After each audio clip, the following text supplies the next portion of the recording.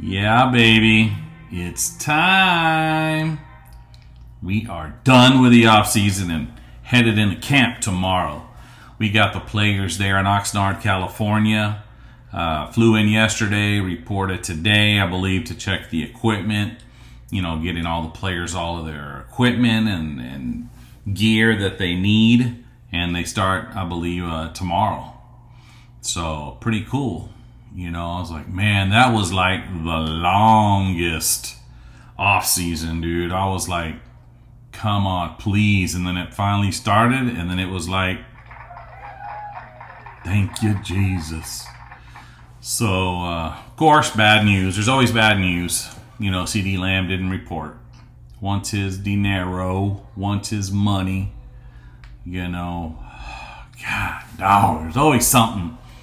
You know, Dak wants his money, but he's there. You know, he's practicing because he knows, man, I'm going to get paid one way or the other. You know, he's under contract.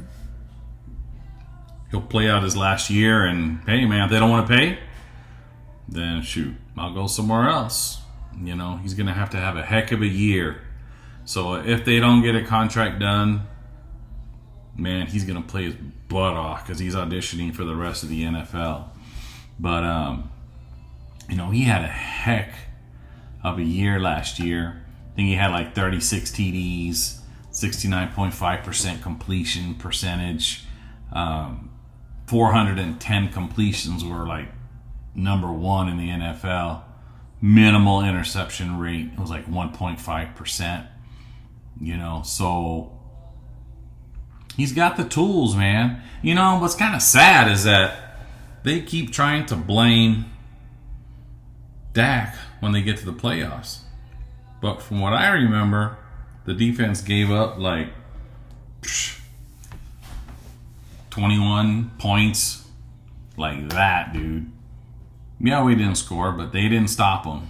You know, they ran down our throats. But it's Dak's fault.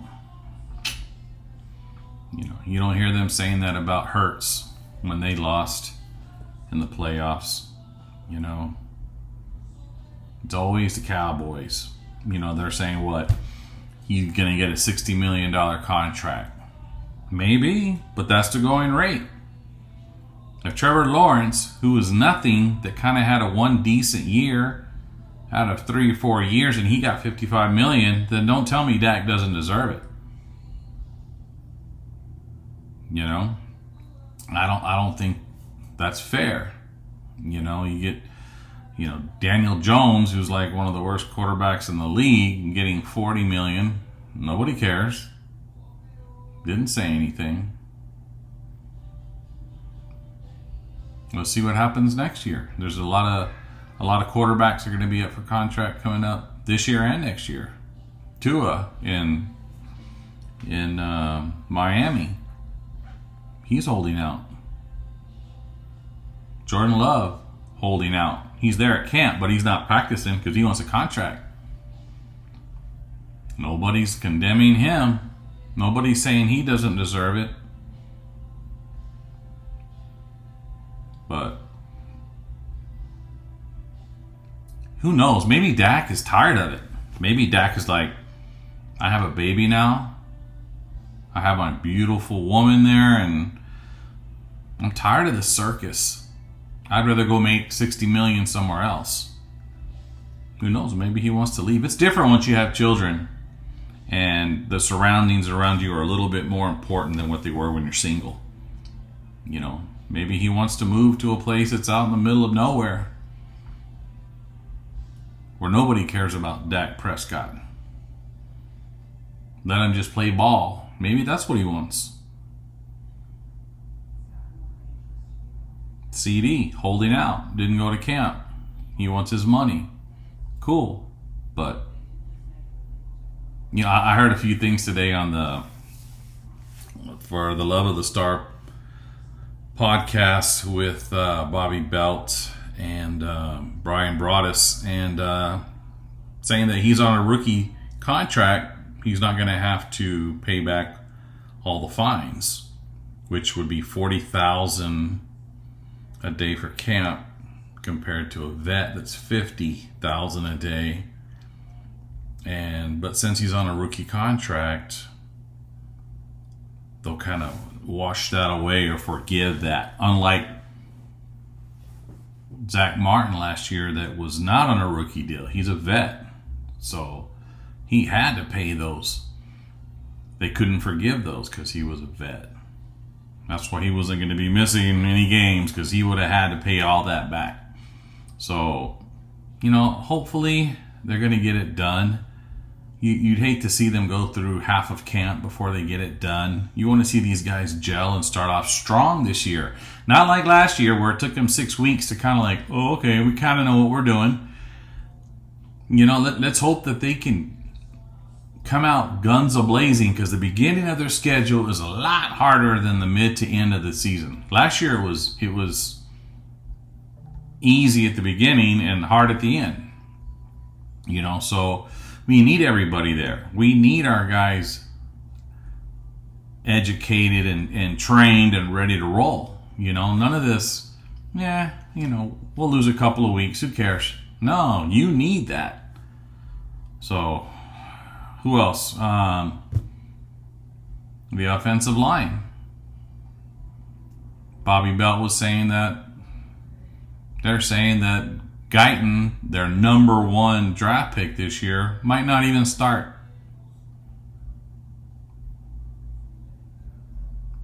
That's ridiculous. There's no reason for that. If he was that bad, he shouldn't have done it. But if you think he's your starter, throw him in there. Don't tell me Tuma Duga or Doga or whatever his name is better than him, because he sucks. And we saw that time and time again when he played. You need to get Tyler Guyton in there, and he needs to practice. He needs to learn on the fly. He needs to go against these top dogs. Myles Garrett. Dude, that's the first game against Cleveland. He should use that as a learning experience. No ifs, ands, or buts. If he's a number 1, he's got to learn. And the only way you're going to learn is if you're out there playing. So, let him play. Simple as that. The center, they drafted Beebe, and then they have Hoffman as a second-year guy for center. They're saying that, they love Hoffman, but it's like, let them battle it out and choose the best player. Don't just say, he's a coach's favorite from last year and they're not going to give this other guy a chance, because that's what we thought this draft was so cool, is because we got 2 linemen, when we traded back. But if you're telling me that both of them aren't going to start, then that's a bust. And that means you don't have a lot of faith in your coaches, because you have all this time to get them acclimated and be ready for the season. One guy has Pro Bowler on one side, and the other guy has one on the other side. So there's no excuse that he doesn't have help. None. Let him play. Learn. That's how you're going to get better. Practice. You're going to be going up against D-Law, Micah, Sam Williams. So if you learn from them, you're going to be ready for the rest of the league. So let them play, dude. What else? Michael Gallup retired. I heard the poor guy had a lot of personal things going on in his life, and maybe him being in Dallas all these years kind of helped keep him together. And as soon as you go to another team, it's different. You don't feel the same. I think he went to the Raiders. The Raiders. No wonder he wanted to retire. Not just kidding. But damn, dude, poor guy. I heard he's going through a lot of personal things with his family, and I wish him the best. He was always smiling. So you got to give it to that guy. He was always smiling and had a great attitude, always joking around. And that's hard when you're going through personal stuff. So kudos to him. I wish him nothing but the best, and he was good there for a while. So I appreciate you, Mr. Michael Gallup. That's where we know, hey, who's going to step up? Some people are saying that Brandon Cooks is going to have a kick-ass year. This is the second year in this offense. And McCarthy's going to kind of expose him a little bit and get him a little bit more exposure out there. And because like I said, First 5-6 games, he didn't do anything. Next thing you know, he's got 8 touchdowns and 600-something yards in less than 2/3 of a season. So there's no reason why he can't have 800 yards and 10 touchdowns. Easy. Ferguson, same thing. A couple of more 100 yards this season. Easy. You know, I just don't know about that third. I don't know about, what are their names? The receivers. Brooks, Tolbert. I don't know, man. We need somebody that's strong, you know, because we got CD, Brandon, Ferguson. You know, somebody needs to step up and take over that third receiver role. If we can do that, we'll be dangerous. But there's no reason why Tolbert shouldn't do something this year and stand out. Plenty of time. He's had all the personal attention with Dak Prescott. He's been going to his house. He's been doing whatever. If he can't do it now, thank you, sir. But bye. Bye, Felicia. What else can you do? You know? Who's the other guy? We need to get Stephon Gilmore signed as a cornerback. He got us out of so many problems last year. The one game that I remember the most is against Seattle. Dude, Jerome Bland was getting lit up. What's the guy's name? Metcalf or whoever that big receiver is. Massive dude. He got whacked. And what did they do? I can't believe it. They actually made an adjustment during the game. They said, hey, Stephon, can you take him? You switch over. And he shut him down after that. Yeah, he's getting older, but he's wiser. And he knows how to lead. He knows how to show the young guys what to do. And with Trevon Diggs, them saying that he's going to start training camp on the PUP list, come on. All I see are videos of him like the freaking Bionic Man running 60 miles an hour and jumping, and now you're saying he can't even practice? So you're telling me he's going to be ready to start the season back to where he's supposed to be? There's no way. There's no way. They need Stephon Gilmore to come in, let Trevon have time to get better and acclimate and get his legs stronger, the cutting, because I'm sure he can run, but stopping and going and side to side, that takes time. Also up here in the head, that's not just physical. And we need Stephon Gilmore to step up, because what happens when Bland gets his butt kicked and they're running all over him? Because he's going to have those games. Everybody does. You're not going to have that vet guy to come in and stop it. That's when you're going to be depending on a rookie or some other guy like Nashawn Wright or somebody that I don't even know why he's still on the team. You know, we need that veteran presence. Just like we have for linebackers in Kendricks, we need that in the back half. We have it on the line with D-Law. So we need to have some veteran leadership in that secondary. Safeties, we got Malik Hooker, but he's not even that old, you know? So, I don't know, man. I'm hoping they go out and make a couple of splash moves.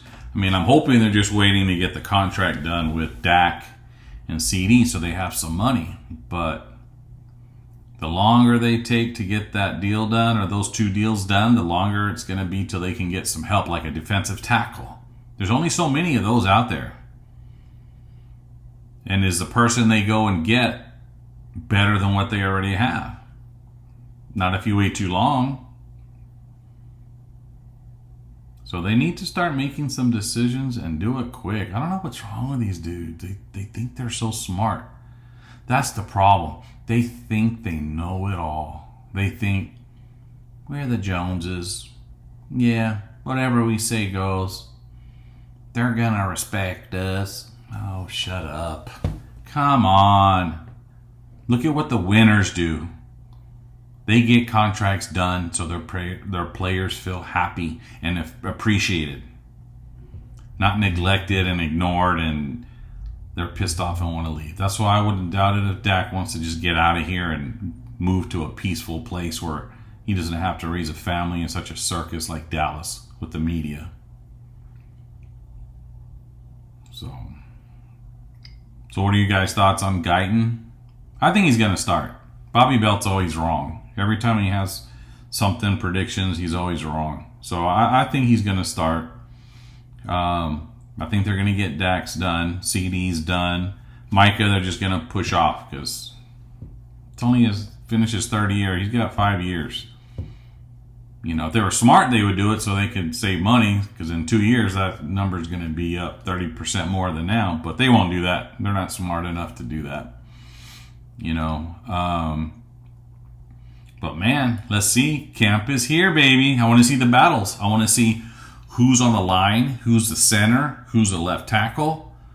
You know, how does Mozzie Smith look? Did he gain his weight back? Who do they have in the linebacker position? Did they have Luafau? From what I heard, and when I saw an interview with Overshown, is that they were about to release him to be 100%. Like, he was ready to go. Is he going to be the linebacker? Or is Luafau? Where are they going to have Micah?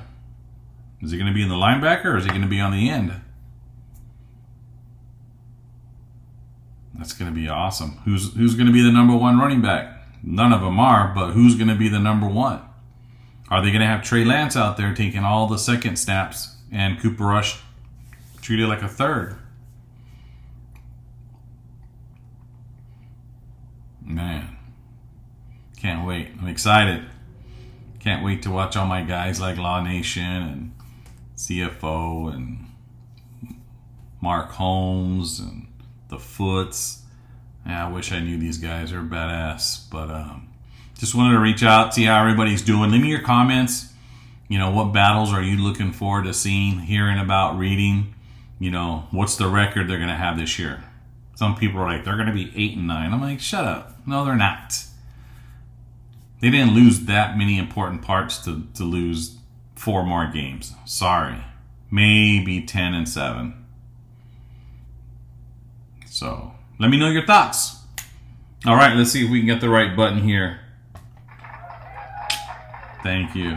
Thank you. I appreciate you. All right, guys. What's the name of my channel? I forgot. Dem Boys All Day. D-Bad. Please like and subscribe. Take care, guys. Love ya. Bye.